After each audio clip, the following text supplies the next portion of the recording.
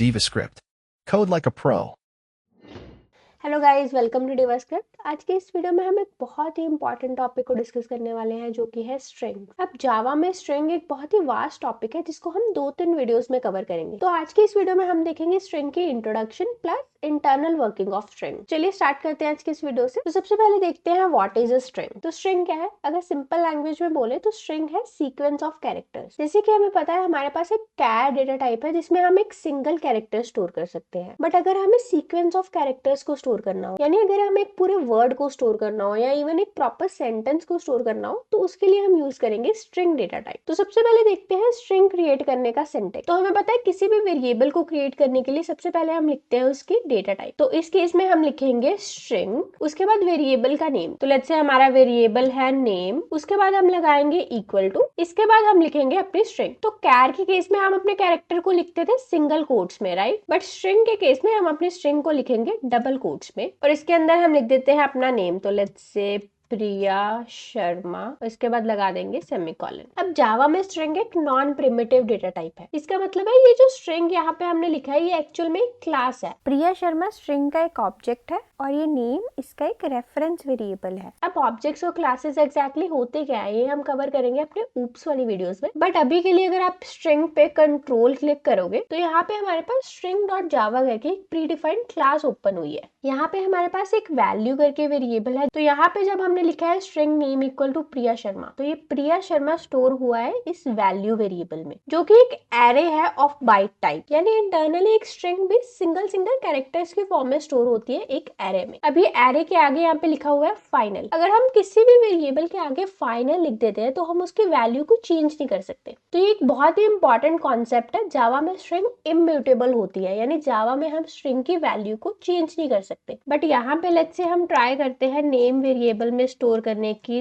दीक्षा, तो यहाँ पे तो हमें कुछ एरर नहीं आ रहा। तो स्ट्रिंग इम्यूटेबल कैसे है, इसके लिए ये समझना बहुत इंपॉर्टेंट है कि स्ट्रिंग वेरिएबल्स इंटरनली कैसे स्टोर होते हैं। तो स्ट्रिंग का वेरिएबल बनाने के लिए हमारे पास दो वेज है। एक वे है हम सिंपली लिख देते हैं स्ट्रिंग नेम इक्वल टू प्रिया, जैसे कि हमने ऊपर क्रिएट करा है। और दूसरा वे है हम लिखेंगे string name equal to new string, and then यहाँ पे अपनी वैल्यू स्पेसिफाई करेंगे प्रिया। अब इन दोनों में क्या डिफरेंस है? जब हम फर्स्ट वे से स्ट्रिंग बनाते हैं, तो हमारी स्ट्रिंग स्टोर होती है स्ट्रिंग कांस्टेंट पूल में, और जब हम सेकेंड वे से स्ट्रिंग बनाते हैं, तो हमारी स्ट्रिंग स्टोर होती है हीप मेमोरी में, यानी जनरल स्टोरेज में। अब स्ट्रिंग कांस्टेंट पूल का काम है डुप्लीकेट स्ट्रिंग्स को अवॉइड करना और मेमोरी को ऑप्टिमाइज करना। अब फॉर एग्जाम्पल हमने एक वेरिएबल बनाया है ए, यहाँ पे हमने स्टोर करा है हेलो। अब एक और वेरिएबल बनाते हैं स्ट्रिंग बी, और उसमें भी स्टोर करते हैं हेलो। अब क्योंकि हमने यहाँ पे एक न्यू स्ट्रिंग नहीं क्रिएट करी, हम फर्स्ट मेथड से डायरेक्टली स्ट्रिंग बना रहे हैं, तो ये दोनों स्ट्रिंग स्टोर होंगी स्ट्रिंग पूल में। अब स्ट्रिंग पूल के अंदर डुप्लीकेट्स अलाउड नहीं होते, तो यहाँ पे हमने इन दोनों वेरिएबल्स को सेम वैल्यू दी है। तो आइडियली प्रिमिटिव डेटा टाइप्स के केस में क्या होता है, अलग अलग वेरिएबल्स बनते हैं जिनका आपस में कोई लेना देना नहीं होता। बट यहाँ पे क्योंकि हमारी स्ट्रिंग स्टोर हो रही है स्ट्रिंग कांस्टेंट पूल में, जिसमें कि डुप्लीकेट्स अलाउड नहीं होते,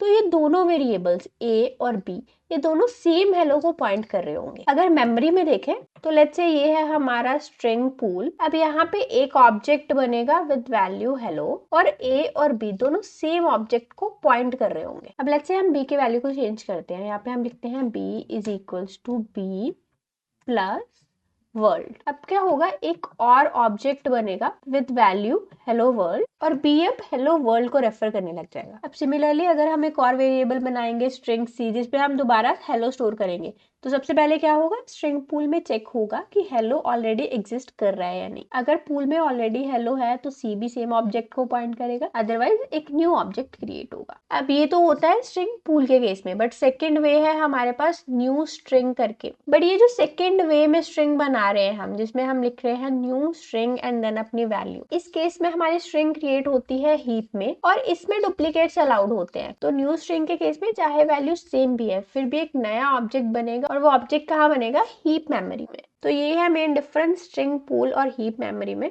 अब हम इस कॉन्सेप्ट को लेके एक बहुत ही कॉमनली आज इंटरव्यू क्वेश्चन देखते हैं। तो सबसे पहले इस सबको कमेंट कर देते हैं, और हम देखते हैं double equal to and equals में क्या डिफरेंस है। तो जैसे कि हमें पता है डबल इक्वल टू एक रिलेशनल ऑपरेटर है जो कि चेक करता है कि दो वेरिएबल्स इक्वल है या नहीं। और ये इक्वल्स क्या है, अब यहाँ पे हम अपनी स्ट्रिंग क्लास में जाके सर्च करते हैं इक्वल्स। तो यहाँ पे आप देख सकते हो इक्वल्स करके एक मेथड है जो कि चेक करता है कि दो स्ट्रिंग्स की वैल्यूज इक्वल है या नहीं। अगर दोनों स्ट्रिंग की वैल्यूज इक्वल होगी तो ये रिटर्न करेगा ट्रू, अदरवाइज फॉल्स। अब इन दोनों में क्या डिफरेंस है, इक्वल्स के केस में अगर दोनों स्ट्रिंग की वैल्यूज इक्वल होगी तो ट्रू रिटर्न हो जाएगा, इवन तो दोनों स्ट्रिंग अलग अलग ऑब्जेक्ट्स को पॉइंट कर रही है। फॉर एग्जाम्पल एक स्ट्रिंग है हमारी स्ट्रिंग कॉन्स्टेंट पूल में और दूसरी स्ट्रिंग है हमारी हीप मेमोरी में। तो इन दोनों को अगर हम इक्वल्स के साथ कंपेयर करेंगे तो रिजल्ट में आएगा true. But double equal to check करता है कि ये दोनों वेरिएबल सेम ऑब्जेक्ट को पॉइंट कर रहे हैं या नहीं। अगर दोनों वेरिएबल सेम ऑब्जेक्ट को पॉइंट कर रहे हैं सिर्फ उस केस में इसमें ट्रू रिटर्न होगा, अदरवाइज फॉल्स रिटर्न होगा। इसकी एक एग्जाम्पल देखते हैं। यहाँ पे हम एक स्ट्रिंग बनाते हैं ए, इसमें स्टोर करते हैं डिवास्क्रिप्ट। एक और वेरिएबल बनाते हैं स्ट्रिंग बी जिसमें भी हम स्टोर कर देते हैं डिवास्क्रिप्ट। अब हमें पता है इसको हम डायरेक्टली बना रहे हैं विदाउट यूजिंग न्यू कीवर्ड, तो ये दोनों स्ट्रिंग पूल के सेम ऑब्जेक्ट को रेफर करेंगे। बट यहाँ पे एक और वेरिएबल बनाते हैं स्ट्रिंग सी, इसको हम बनाते हैं यूजिंग न्यू कीवर्ड और इसमें सेम वैल्यू स्टोर करते हैं। अब यहाँ पे सी के लिए एक न्यू ऑब्जेक्ट क्रिएट होगा हीप मेमोरी में जो कि डिफरेंट है ए और बी वाले ऑब्जेक्ट से, राइट। तो यहाँ पे इनको कंपेयर करते हैं। सबसे पहले हम लिखते हैं A double equal to B, next हम लिखते हैं A double equal to C, उसके बाद लिखते हैं A dot equals b and then a dot equals c। अब यहाँ पे ईच केस में हमारा आंसर क्या आना चाहिए। तो फर्स्ट केस में हम कंपेयर कर रहे हैं a और b को यूजिंग डबल इक्वल टू। तो डबल इक्वल टू हमें पता है कंपेयर करता है कि दोनों वेरिएबल सेम ऑब्जेक्ट को रेफर कर रहे हैं या नहीं। तो a और b हमें पता है स्ट्रिंग कांस्टेंट पूल में बने हैं और सेम ऑब्जेक्ट को रेफर कर रहे हैं, तो इस केस में हमारा आंसर आना चाहिए ट्रू।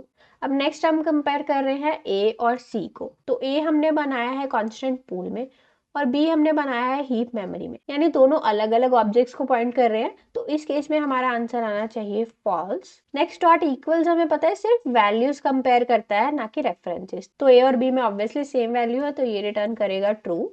एंड नेक्स्ट ए और सी में भी हमने सेम वैल्यू स्टोर करी है तो इस केस में भी हमारे पास आएगा ट्रू। तो चलिए इसको चला के देख लेते हैं। तो यहाँ पे आप देख सकते हो हमारे पास आया है true, false, true and true. तो ये थे स्ट्रिंग के बेसिक्स और इंटरनली स्ट्रिंग कैसे स्टोर होती है। अब स्ट्रिंग क्लास में बहुत से ऐसे प्री डिफाइंड मेथड्स है जिसको हम स्ट्रिंग मैनिपुलेशन के लिए यूज कर सकते हैं और जो कि बहुत वाइडली यूज होते हैं कोडिंग में। तो इन सभी मेथड्स को हम नेक्स्ट वीडियो में डिस्कस करेंगे। अगर आपको ये वीडियो पसंद आई हो तो लाइक कीजिए, कुछ डाउट हो तो कमेंट कीजिए, अपने दोस्तों के साथ शेयर कीजिए और चैनल को सब्सक्राइब कीजिए। Thank you for watching, see you in the next video. तब तक के लिए कीप कोडिंग, कीप लर्निंग।